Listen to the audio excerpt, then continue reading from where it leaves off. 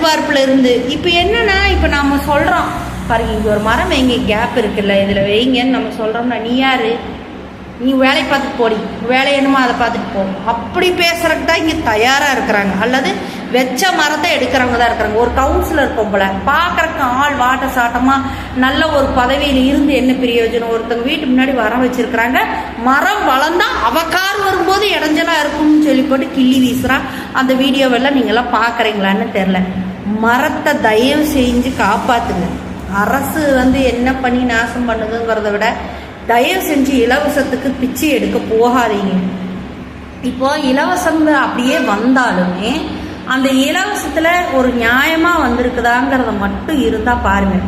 அந்த இலவசமாக இருக்கிறது உங்களுக்கு வந்ததுன்னா இல்லாதவங்களுக்கு கொடுத்து நீங்கள் உங்களை பெருமைப்படுத்திக்கிங்க. வாழ்கிற வாழ்க்கைக்கு அர்த்தமுள்ள சில விஷயங்களை பேசியிருக்கிறதா நான் நினைக்கிறேன். ஆனால் நாடு போகிற நிலைமையும் மனுஷ மக்கள் இருக்கிற வெறித்தனமான குணங்களும் ரொம்ப கேவலமாக இருக்குது. அது ஒன்று தான் மிகப்பெரிய வழி.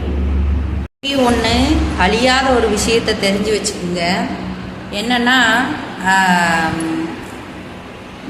ஆகாயத்தில் இருக்கிற மழை பூமிக்கு வரும்னாலும் கூட கீழே மரங்கள் அசைஞ்சாலும் மரங்கள் சார்ந்து காற்றழுத்த தேவையானது கொடுத்தா மட்டும்தான் மழை அப்படிங்கிற ஒரு துளியாவது பூமி மேலே விழும்.